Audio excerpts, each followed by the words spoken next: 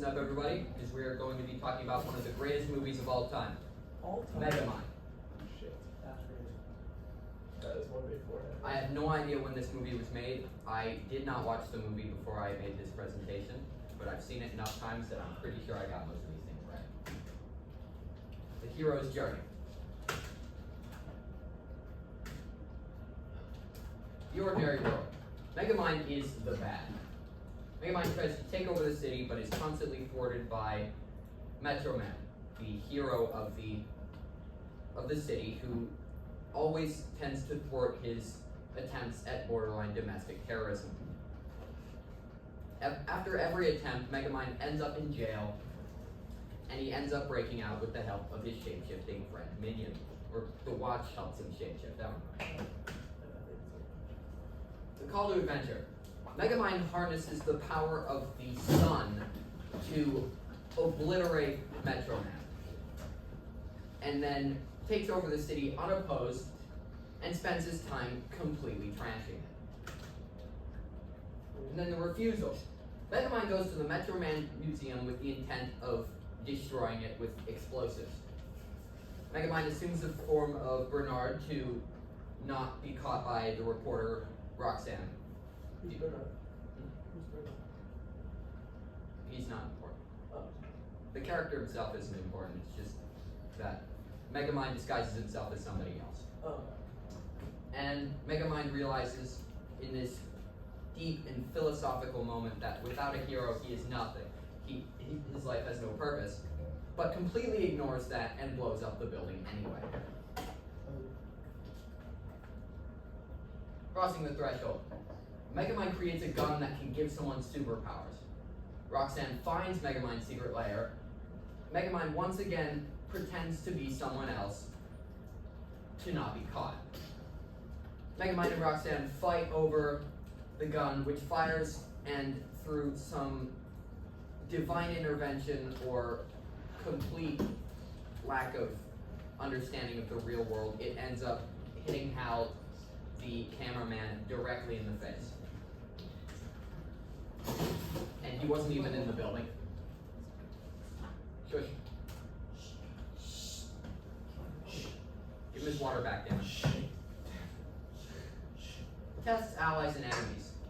Megamind assumes the form of some space alien fairy godfather looking guy to train Hal to be a hero. And during this time, the main test is making Hal not stupid, which is very difficult. Could you stop looking at me like that? Hey, who needs to go on? Nobody, we're fine. Megamind, disguised as Bernard, begins dating Roxanne. And the approach. Megamind builds a giant mech suit to fight Titan with. Megamind waits for Titan in a long scene with music that I forgot how it sounds, so I don't think I wrote that music down in my music slide. Was it the music you heard? And Roxanne finds out that Bernard was Megamind the whole time.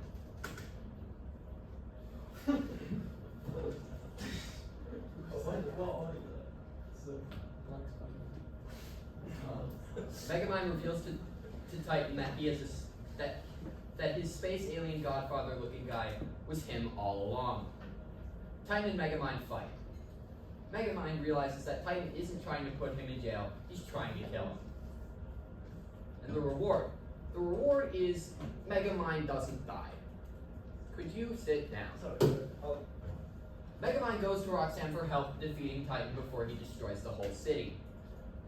And I don't know what they thought they were going to do to stop someone with the power of a god, but you know, they need to find his weakness or Achilles heel or whatever.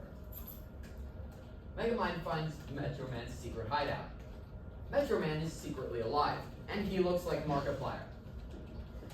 Metro Man refuses to help fight Titan. Megamind turns himself in and goes back to prison.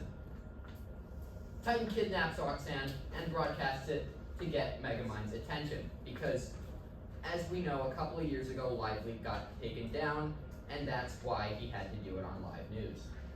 And it works. Megamind and Minion reunite, and they break out of prison to fight Titan. Megamind attempts to rescue Roxanne. Titan picks up the largest building in the entire city and hurls it at them like a baseball. And again, they survive somehow.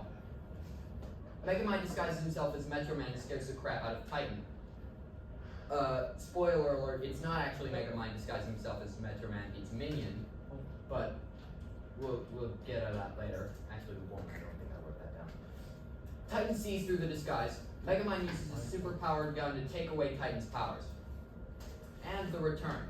Megamind and Roxanne are back together because we all know lying is the great way to have a happy relationship. Megamind is the hero of the city, and as such, has his criminal history pardoned. The end of the movie. And we're on to the what happened? We're on to the characters. Minion. Minion is Megamind's only ally through the beginning half of the movie.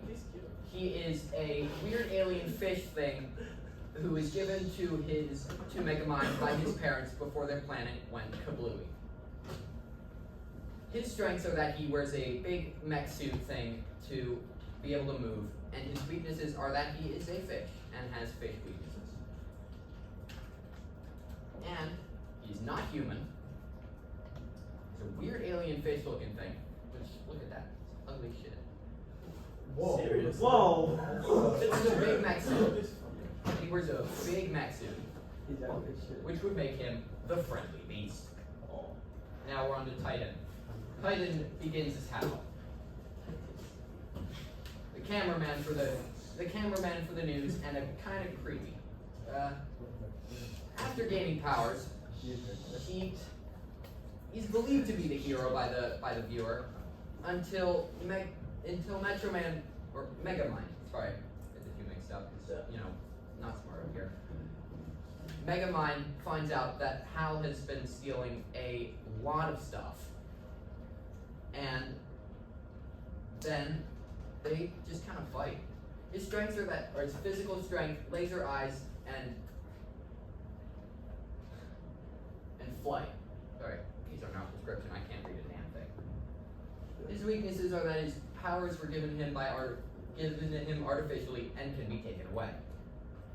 Changes loyalties, changes appearance, and changes abilities to make him the shapeshifter. Megamind.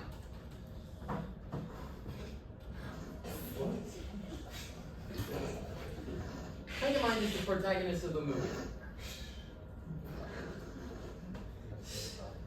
Megamind starts out as a villain, but throughout the story, he becomes a hero. His strengths are his big brain IQ from, galaxy brain, and his unlimited access to conventional weaponry, spacecraft, technology, and construction equipment, which I have no idea where he got that, other than maybe identity fraud, because he's space smart. His weaknesses are his lack of social intelligence and his lack of superpowers. He's also he's smart, but not really good at He's articulating not a big himself. brain, man. Yeah. Or, it's just dense. I like that photo. He is blue, which is weird and not normal. He is alien, which is not normal and weird. And he has a criminal history, which would make him the anti-hero. Now we are on to literary elements. I still got that. The theme. The theme of the movie is to never judge a book by its cover, and that anyone can be a hero. As we know, Megamind does not look like your conventional hero, and doesn't even start out as a hero, but through a constant turn of events that I have no idea how they happen, some sort of Rube Goldberg, but in literary form, turns into a hero. The conflict of the story is mainly internal, as Megamind struggles to find his true identity, but also is external as they fight a lot and he gets the crap beaten out of him more than once. The movie takes place entirely within Metro City, a fictional city somewhere in the United States, which I know, very specific. The weather is mostly sunny except for the convenient rain whenever there's a sand scene, which I find it hilarious that he has his personal rain cloud following him everywhere he goes. Film elements. Music. Music is used a lot throughout the movie. Could you guys sit still for 3 seconds? Thank you. Music is used a lot throughout the movie to spice up and create more emotion in scenes, as well as make Megamind seem more awesome. The movie uses songs such as Bad to the Bone by George Thorogood and the Destroyers, Back in Black by AC/DC, Highway to Hell by AC/DC, and Bad by Michael Jackson.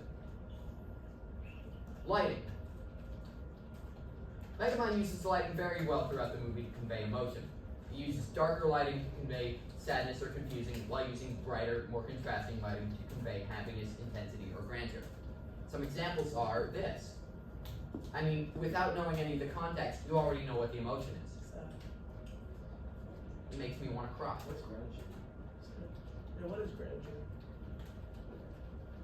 I was going to ask Siri what grandeur means, but I don't have my phone. Hey Siri.